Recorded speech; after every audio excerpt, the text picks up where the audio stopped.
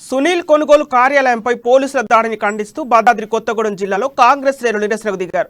Kothagudem bus stand అమరవీరుల స్తూపం వద్ద కాంగ్రెస్ పార్టీ ఆధ్వర్యంలో కేసీఆర్ దిష్టిబొమ్మను దగ్ధం చేశారు.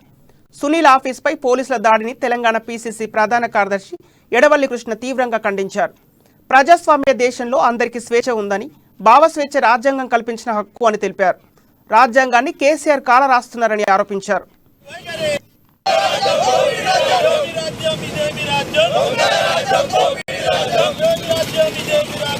ఈ కార్యక్రమాలు ఏదైనా ధర్నా చేసినా అడ్డుకోవటం, రాస్తారోగు చేసినా అడ్డుకోవటం, ధర్నా సౌకులు ఎత్తేయటం, ఇది పోలీసులు పెట్టుకొని పోలీసు వాళ్ళ ద్వారా డబ్బులు పంచి గెలవాలనే కాన్సెప్ట్తో కేసీఆర్ ఉన్నాడు.